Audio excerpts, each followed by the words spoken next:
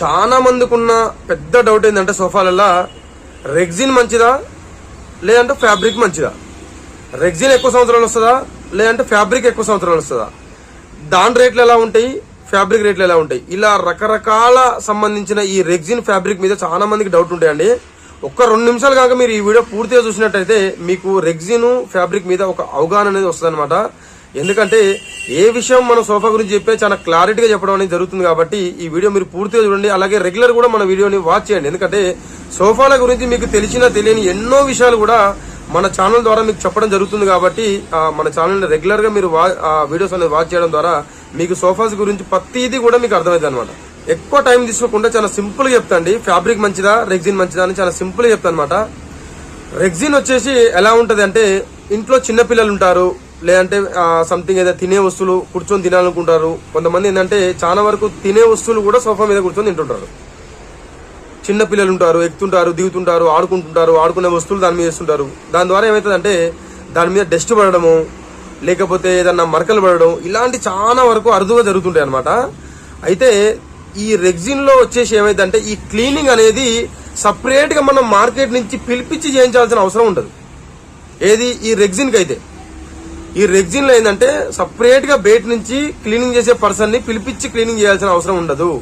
మన దగ్గర ఉన్న మన ఇంట్లో ఉన్న వస్తువులతోనే చాలా ఈజీగా మనమే క్లీనింగ్ చేసుకునే అవకాశం అనేది రెగ్జిన్ లో అనేది ఉంటదన్నమాట. దీని ద్వారా చాలా మంది కూడా క్లీనింగ్ కు ఈజీగా ఉంటదన్న ఉద్దేశంలో చాలా మంది కూడా రెగ్జిన్ తీసుకోనికి ఇష్టపడతారు అనమాట.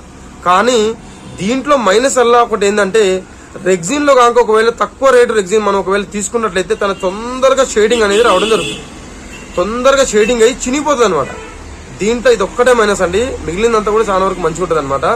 ఈ రెగ్జిన్ అనేది తొందరగా కూడా షేడింగ్ అయ్యి, అంటే ఇట్లా మరకల లెక్క మీరు చాలా సోఫాలో మీరు గమనించి ఉండొచ్చు, చూస్తుండొచ్చు. ఆ షేడింగ్ అనేది దాన్నే అనమాట. అంటే ఇట్లా గీతలు లెక్క మనం ఒక ఇల్లు కట్టినప్పుడు ఇట్లా ఏమంటారు గోడ ఏమన్నా పగిలితుంది అంటారు కదా, అలా పగుళ్ళు వస్తాయి అనమాట. అలా పగుళ్ళు వచ్చి పగిలిపోయి చినిగిపోయి ఖరాబ్ అవుతుంటది అనమాట సోఫా. అందుకనే సోఫాల్లో ప్లస్ ఆర్ మైనస్.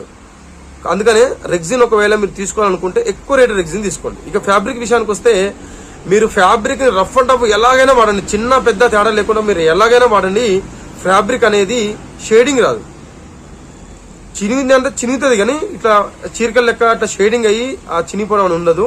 ఒక 5-6 సంవత్సరాల వరకు మీరు వాడి లైట్ గా చినిపోతుంది తప్పితే తొందరగా అనేది షేడింగ్ అయ్యి చినిపోవడం అనేది ఉండదు.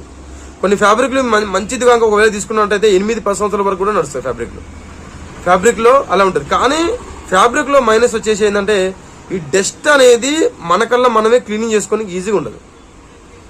మనకల్లా మనమే మన ఇంట్లో ఉన్న వస్తువులతోని డస్ట్ అనేది క్లీనింగ్ చేసుకోనికి ఉండదు. సపరేట్ గా బయట మార్కెట్ లో ఉన్న క్లీనింగ్ చేసే వాళ్ళని పిలిపించి మనం క్లీనింగ్ అనేది చేసుకోవాలి.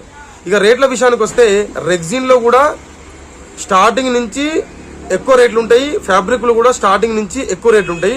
కాకపోతే ఫ్యాబ్రిక్ లో తక్కువ రేటు చేసుకున్నా ఎక్కువ సంవత్సరాలు నడుస్తుంది, రెగ్జిన్ లో మాత్రం ఎక్కువ రేటు చేసుకుంటేనే ఎక్కువ సంవత్సరాలు నడుస్తుంది అనమాట.